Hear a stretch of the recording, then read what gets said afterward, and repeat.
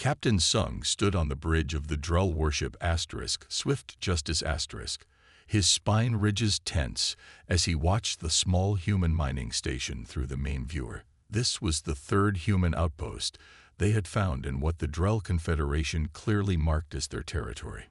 "They keep pushing into our space," he said to his second-in-command. "They test our borders like they own the stars." The mining station hung in space before them, small, practical, and utterly human in its lack of decorative elements. No Drell would build something so plain. Even their military vessels had beautiful curved lines and color patterns that showed their clan and rank. "Captain, they are sending us a message," called out the communications officer. "On screen," ordered Sung. A human face appeared, flat and pale with small eyes. The human wore no rank markings that Sung could identify, just a plain gray uniform with a small patch that read Outpost 37. "This is Station Manager Kang of Earth Mining Corporation Outpost 37. Please identify yourself and state your purpose in this sector." The human's voice was flat, with no tone changes to show respect or submission. Sung felt his neck frills rise in anger at the disrespect. "This is Captain Sung of the Drell Confederation warship Swift Justice You are trespassing in Drell territory. Explain your presence immediately." The human didn't bow or lower his eyes. He simply stared straight ahead and said, "According to Earth navigation charts, we are in neutral space, Captain. This asteroid belt was unclaimed when we established our operation 6 months ago." Diplomat Ta stepped forward. As the ship's cultural expert, it was her job to handle first contacts and difficult communications. "Captain, may I try?" she asked. "Humans have different customs." Sung nodded, and Tai addressed the human. "Honorable Station Manager Kang, we seek to understand your presence here. The Drell have claimed this region for generations. Perhaps there is a mistake in your charts." The human looked at something off-screen, then back at them. "I have no record of any Drell claim in our database. This sector was surveyed by Earth vessels 2 years ago and marked for mineral extraction. If you have a competing claim, I suggest we contact the Galactic Council for mediation." Sung pushed Tai aside. "The Drell do not need aliens to tell us what is ours. Your lack of proper deference shows your true intentions." "Captain," Ta whispered urgently, "humans don't show deference through body language like we do. They—" "Silence," Sung hissed. "Look how this human makes demands without even a token display of submission." He turned back to the screen. "You were sent here to test our resolve, weren't you?" The human's expression changed slightly. "Captain, I think there's a misunderstanding. We have no hostile intent. We are a civilian mining." "Scan that station," Sung ordered his tactical officer. "Find their weapons." "Sir, I'm detecting standard mining explosives and minimal defensive capabilities only," the tactical officer reported. "Exactly what a hidden military outpost would want us to think," Sung said. On screen, the human was speaking quickly. "Captain Sung, please allow me to contact Earth Command to clear up this situation." "We can." Sung cut the transmission. "Captain," Ta pleaded, "the humans don't understand our signals. They don't lower their eyes or soften their voice to show respect. It's not their way. I know a military probe when I see one." Sung snapped. "They send these small outposts to test our responses, to see if we are weak. Well, we will show them we are not." He turned to his weapons officer. "Target their communications array. We will disable it first." "Captain, please." Ta tried one last time. "Humans are strange, but they are not aggressive without cause. This will." "Fire," Sung ordered. The Drell ship's weapons lanced out, hitting the station's communication dish. But the human mining explosives stored nearby detonated in a chain reaction. The entire station erupted in a ball of fire, debris scattering across space. The bridge fell silent as they watched the destruction. "I only meant to disable it," Sung said quietly. Tai stared at the floating wreckage, her face pale. "Captain, do you know what you've done?" The humans, they don't forgive attacks on their people. Far away on Earth, Admiral June sat in a darkened command center as the final transmission from Outpost 37 played on screen. His face showed no emotion as he watched the Drell ship fire and the outpost explode. When the recording ended, he spoke a single word. Begin. The Great Hall of the Galactic Council hummed with worried voices. Representatives from 27 spacefaring species sat in rising tiers around a central speaking floor. Emergency lights pulsed softly along the walls, signaling a crisis meeting. Ambassador Varkin of the Drell Confederation stood on the speaking floor, his neck frills extended in a display meant to show confidence. But to those who knew Drell body language well, the slight tremor in his outer frills betrayed his worry. Honored council members, Varkin said, raising his four-fingered hands in the traditional gesture of truth-speaking. What happened at the human mining outpost was an unfortunate accident. Captain Sung attempted to disable their communications only. He did not know their mining explosives would react so violently. The council leader, a tall Zephyrian with silvery skin, leaned forward. An unprovoked attack is still an attack. Ambassador Varkin, the humans have filed a formal grievance. Varkin's frills flattened slightly, not unprovoked. The humans established an outpost in contested space without proper diplomatic channels. They refused to show proper deference when confronted. By Drell standards, these are aggressive acts. The council chamber doors slid open. Every head turned to watch as Representative Hyun of Earth entered. Unlike the colorful clothing or natural displays of other species, Hyun wore a simple gray suit with only a small Earth emblem on the collar. His face showed no emotion as he walked to the center of the floor. Many council members shifted uncomfortably. The human lack of visible emotional displays always unsettled them.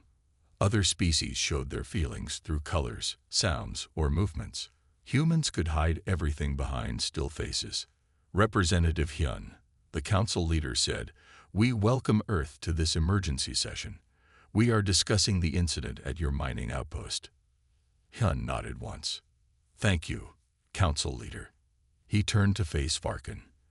"Ambassador, does the Drell Confederation accept responsibility for attacking and destroying Earth Mining Corporation Outpost 37, resulting in the deaths of 42 civilians?" Varkin's frills spread wide in a defensive display. "As I was explaining, it was a territorial dispute. Your people were in contested space. The sector was unclaimed in all official Galactic Council maps," Hyun said. His voice remained calm and even. "We found no record of Drell claims when we surveyed it 2 years ago. The Drell have traditional claims that predate your membership in the Council," Varkin said, his voice rising. The council leader raised a hand. "Please, let us focus on resolution, not blame. The incident occurred in a region not formally registered with the Council by either party. This appears to be a tragic misunderstanding." Murmurs of agreement spread through the chamber. "We propose the following resolution," the council leader continued. "Both Earth and the Drell Confederation will withdraw from the disputed sector for 1 standard year while boundaries are properly established. The Drell will offer reparations for the lost human lives as a gesture of peace." Varkin's frills relaxed slightly. The Drell Confederation agrees to these terms. Everyone turned to Hyun. The human's face remained unreadable. "Representative Hyun," the council leader prompted. "You don't understand what you've done," Hyun said quietly. The chamber grew silent. "I beg your pardon," the council leader asked. 42 civilians, miners, engineers, doctors, people who were not soldiers, Hyun said. His voice never changed tone, but something in his stillness made several council members lean back in their seats. "We understand your grief," a Teleran representative called from the upper tier.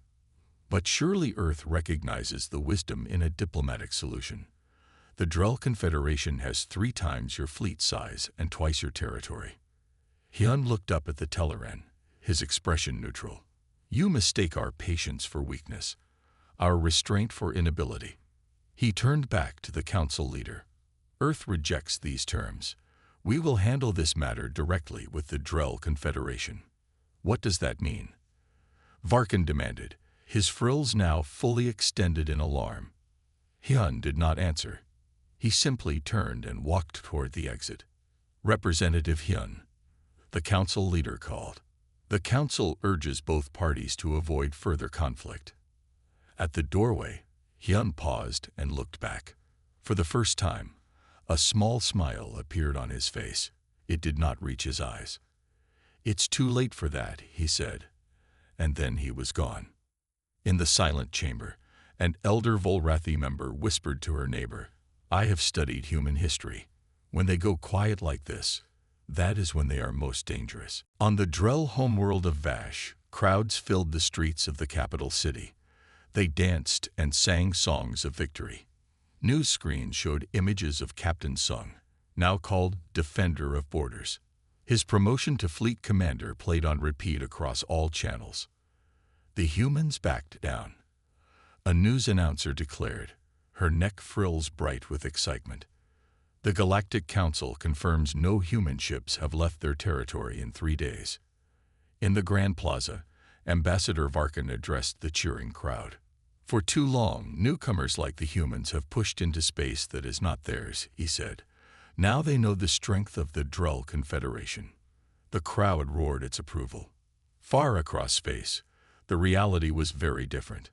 Admiral June stood in Earth's Central Command, a vast underground complex beneath the Pacific Ocean. Around him, large screens showed the status of every human colony and ship. One by one, dots of light representing civilian stations were going dark. "Evacuation of Outer Rim complete," reported an officer. "All civilians from mining outposts have been relocated to inner colonies. Europa and Mars defense fleets are at full readiness," said another. General Min entered the command center. She was small but walked with the confidence of someone used to being obeyed.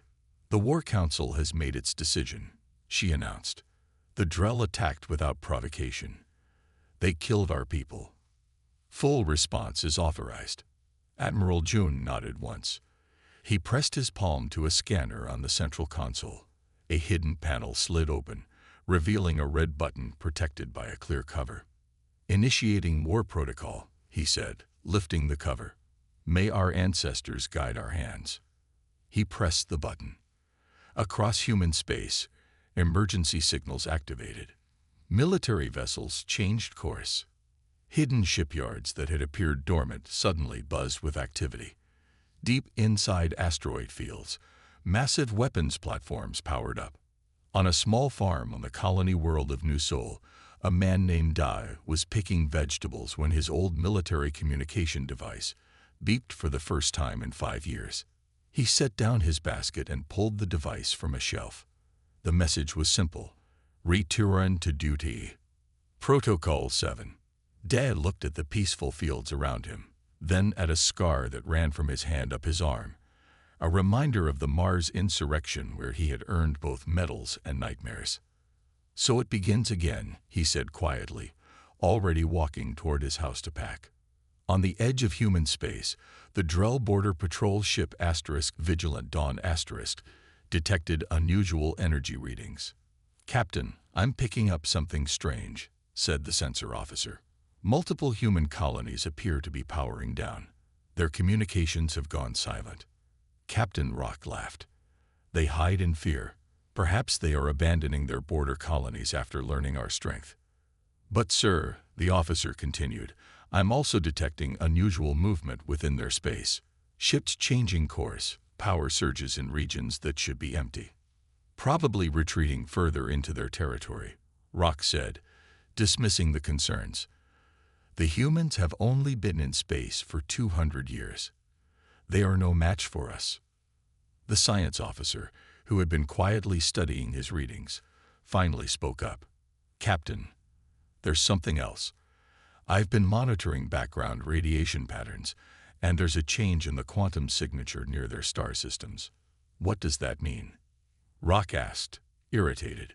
"I'm not sure," the science officer admitted. "But it's as if they're activating technology we haven't seen before."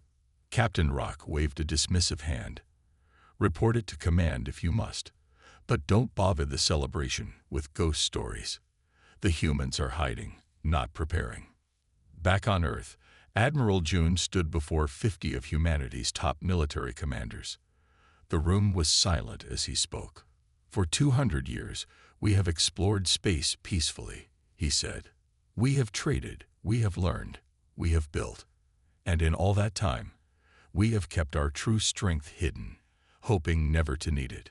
He brought up a display showing the Drell Confederation territory. They believe our silence means weakness. They believe our restraint means fear. His voice remained calm, but his eyes hardened. It is time to educate them on the human way of war. General Min stepped forward. Strike teams are in position. Stealth vessels report ready. Admiral June nodded. On the main screen, a countdown appeared. 24:00.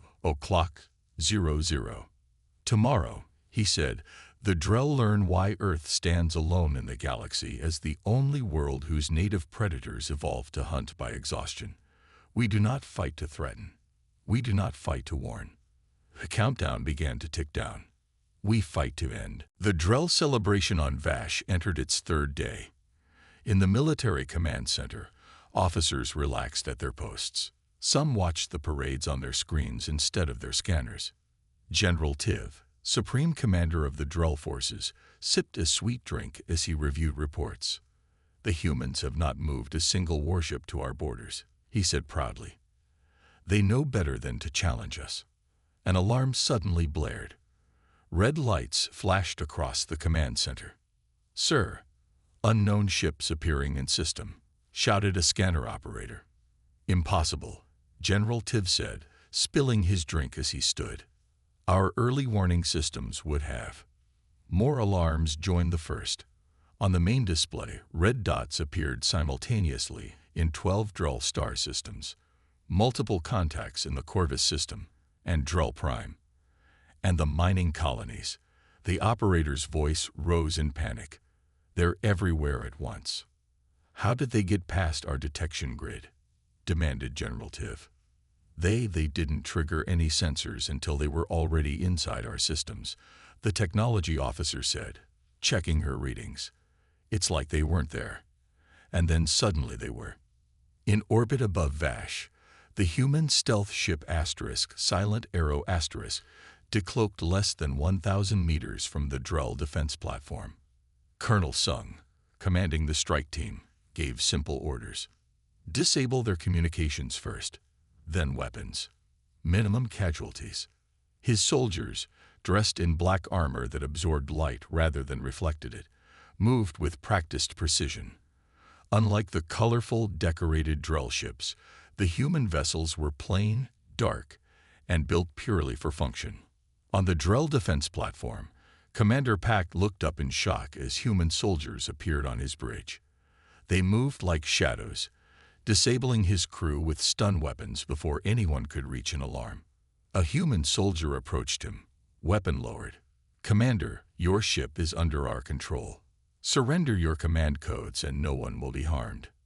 This is not how war is done. Pack protested. There should be challenges, declarations, time to prepare. This is dishonorable. The human tilted her head slightly.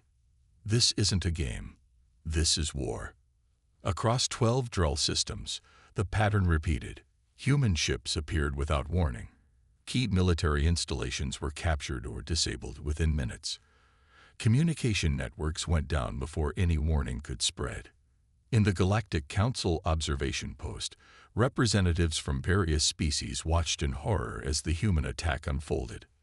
By the ancient stars, whispered the Volrathi observer. They're hitting every major Drell military base simultaneously. The coordination is terrifying. The Telleran representative checked his data pad. I don't understand. Our intelligence said the humans only had 47 warships. We're counting over 200 in action right now. They hid their true military strength, said the elder Zephyrian observer. All these years of peaceful trade and exploration, they were showing us what they wanted us to see. Back on Vash, General Tiv was rushed to an emergency bunker as reports of human forces landing on the planet poured in. "We need to organize a counterattack," he shouted. "Rally the celebration troops. Send the emergency broadcast to all colonies." "Sir, we can't," his aide said. "They've taken down our quantum relay network. We're cut off from all other Drell systems. Then launch our planetary defense missiles. Target their ships." "The missile silos are already under human control," the aide reported, his frills flat against his neck in fear. They knew exactly where to strike first. General Tiv slumped in his chair. How? How did they plan this so quickly? On the human command ship Judgment *, Admiral Jun watched the operation unfold on his tactical display. Beside him, General Min nodded in satisfaction as green lights appeared across the board, indicating objectives being met. "Phase 1 complete," she reported. "All primary military targets neutralized. Casualties minimal on both sides." "And the Drell civilian populations?" Admiral Jun asked. "Untouched as ordered," General Min confirmed. "Most don't even know we're here yet." Admiral Jun looked at the display showing the Drell homeworld. "Send the message to their leadership now." Throughout the Drell Confederation, on every working screen and communication device, the same human face appeared. It was Representative Hyun, still wearing his simple gray suit. "People of the Drell Confederation," he said calmly, "your military has been neutralized. Your leadership is isolated." This was accomplished in under 1 hour. He paused, letting the information sink in. "Now," he continued, "we will discuss the true meaning of war with humans." The Galactic Council chamber was filled to capacity. Representatives from all 27 member species attended in person, rather than through holograms. The emergency session had been called just 6 hours after the human attack began. The council leader stood at the center, his silver skin dull with stress. "We must act now to stop this conflict before it destroys the Drell civilization." Ambassador Varkin was no longer present. Instead, a junior Drell diplomat named Losa trembled as she addressed the council. "The humans have taken control of our military bases, our communication networks, and our orbital defenses. They did this without warning, without honor." A Valrathi elder raised her hand. "What are their demands?" They haven't made any," Losa admitted. "They're just holding position. Their ships surround our key worlds, but they haven't bombarded our cities or harmed civilians." The council members exchanged confused looks. "What are they waiting for?" asked the Teleran representative. The doors opened, and Representative Hyun entered. Unlike before, he was not alone. Admiral Jun walked beside him, wearing a simple black uniform with only small silver stars on the collar to show his rank. "Thank you for convening this session," Hyun said. "Admiral Jun has come to explain our position." Admiral Jun stepped forward. His face remained calm as he spoke. "The Drell Confederation attacked and destroyed a human mining outpost, killing 42 civilians. We have responded by neutralizing their ability to launch further attacks." "This response seems excessive," the council leader said carefully. "Does it?" Admiral Jun asked. "We disabled their military capability with minimal loss of life. Most Drell military personnel are being held unharmed. Civilian populations are untouched. But you struck without warning." Losa protested, without a formal declaration. Admiral Jun turned to her. "Just as the Drell did to our mining station. On the human ship HS Vengeance Captain Jin sat across from a captured Drell commander. Between them was a small table with 2 cups of water. "I can understand," the Drell commander said. "Why not just destroy our fleets? Why capture our bases? Why take prisoners?" Captain Jin took a sip of water. "Because that would be wasteful." "Wasteful?" "Yes. Your ships can be repurposed. Your bases can be used. Your soldiers can learn." The Drell's neck frills flattened in confusion. "Learn what?" "Why you should never start a war with humans again." Jin pressed a button, and a screen on the wall activated. It showed images from Earth's history, ancient battles with swords, world wars with tanks and planes, colonial conflicts and civil wars. Humans fought each other for thousands of years, Jin explained. We perfected the art of killing long before we reached the stars, but we also learned when not to kill. I don't understand, the Drell said. Your people fight for territory, for honor, for display, Jin continued. Humans used to do that too, but we evolved. We learned that true victory isn't about destruction. It's about ending threats permanently. Back in the council chamber, Admiral Jun was explaining the same concept. The Drell believed our restraint was weakness, he said. They saw our reluctance to show military strength as an invitation to test us. Now they understand their mistake. What happens next? The council leader asked. What are your terms? Simple. The Drell military will be reduced and restructured. Their leadership will be replaced. Their territory will remain their own, but under supervision for 10 years. Losa gasped. You can't just change our government. We can, and we will, Admiral Jun said simply. Those who ordered the attack on our people will face justice. Those who followed orders will be evaluated case by case. This is unprecedented interference. The Teleran representative protested. Admiral Jun turned to face the entire council. For 2 centuries, humanity has played by your rules. We joined your council. We respected your traditions. We held back our military capabilities to avoid frightening you. His voice remained calm, but everyone in the chamber felt the weight of his words. That time is over. The Drell attacked our people without cause. They killed civilians. They mistook our patience for weakness.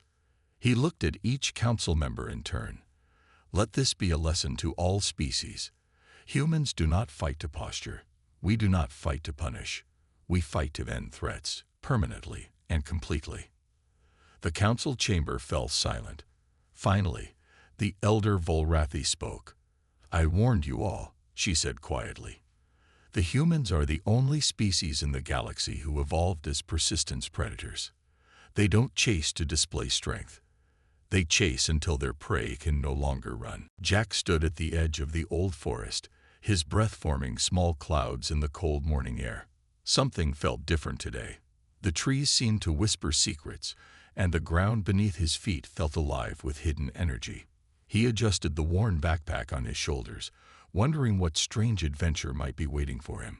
Just yesterday, his grandmother had given him a mysterious old map. It was yellowed and torn at the edges, with strange marks that didn't look like any map he had ever seen before. She had told him nothing except, some journeys choose the traveler, not the other way around.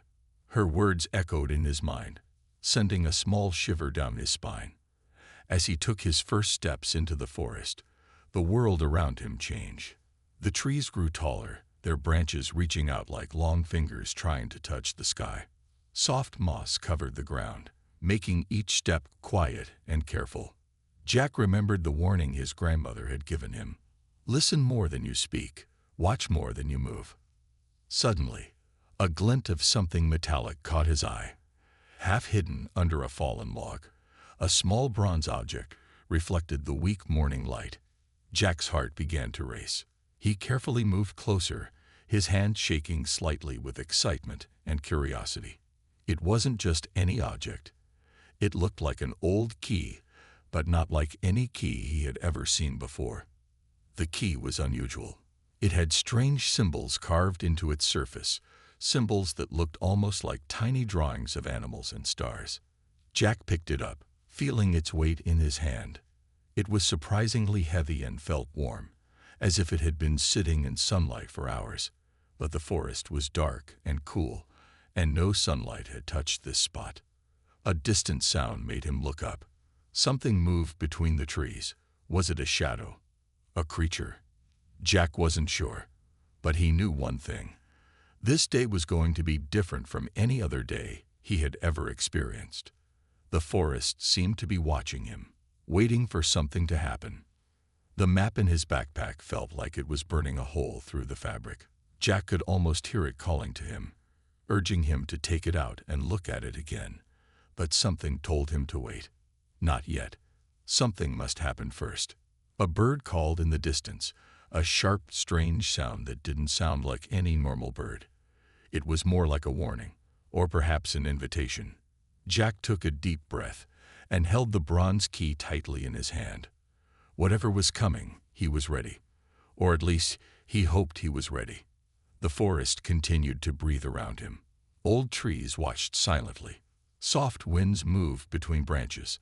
And somewhere, hidden from view, something was waiting. Something that would change everything Jack thought he knew about his world. One step, then another. Jack moved forward. The mysterious key clutched in his hand, the old map tucked safely in his backpack. The adventure was just beginning. The forest seemed to change with every step Jack took. Shadows moved in ways they shouldn't, and the trees looked different from moment to moment. He clutched the bronze key tightly, feeling its strange warmth against his palm. Something about this place was not normal. A narrow path appeared suddenly. Jack was sure it hadn't been there just moments before. Moss-covered stones lined the ground, creating a winding trail that disappeared into the deeper parts of the forest. Each stone looked old, really old. They had strange markings that looked like tiny pictures or secret writing. Jack remembered his grandmother's words again. "Some paths choose the traveler," she had said. He wondered if this was one of those paths. The key in his hand seemed to pulse with a soft light, almost as if it was trying to tell him something important. As he walked, the forest around him grew quieter. No birds sang. No small animals moved in the bushes. It was like the entire forest was holding its breath. Jack could hear his own heartbeat, loud and clear in the strange silence.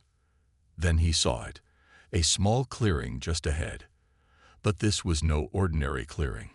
In the center stood something that made Jack stop walking completely. It was a stone circle, maybe 5 meters wide. Large stones stood in a perfect circle, each one covered in the same strange markings he had seen on the path and on the bronze key. In the middle of the stone circle stood a pedestal. It was made of smooth white stone that looked almost too perfect to be natural. Jack felt pulled toward it. His feet moved forward almost by themselves. The bronze key in his hand felt heavy, then light, then warm. 3 steps from the pedestal, Jack noticed something weird. The ground looked different here, softer, like it was breathing. He could almost feel something moving underneath his feet. But that was impossible. Ground didn't move. Ground didn't breathe. The pedestal had a small hole in its top, exactly the same shape as the bronze key Jack was holding. It was like the key had been made for this exact spot. Jack's hand trembled. Should he put the key in the hole? Something told him this was a big moment, a moment that could change everything. A wind came from nowhere. It wasn't a normal wind. This wind carried whispers. Jack couldn't understand the words, but he could feel their meaning. Something important was about to happen. Something that had been waiting for a very long time. His grandmother's face appeared in his mind. She had known something. She had prepared him for this moment, even if he didn't understand how. The old map in his backpack felt heavy. The bronze key felt alive in his hand. Jack took another step forward. The stone circle seemed to watch him. The trees seemed to lean in closer. Everything was waiting for him to make a choice. One more step. His hand moved closer to the pedestal. The key almost seemed to pull itself toward the small hole. Something big was about to happen. Something that would change Jack's life forever. And then, just as his hand was about to touch the pedestal, everything stopped. Time seemed to stop. Jack stood frozen, his hand just inches from the white stone pedestal. The bronze key vibrated softly in his grip, sending tiny waves of warmth up his arm. Something was about to happen. Something big. Then it started, very slowly at first. A low humming sound began to rise from the ground. It wasn't loud, but Jack could feel it in his bones.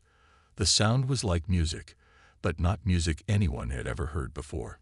It was older, much older. The stones in the circle began to change.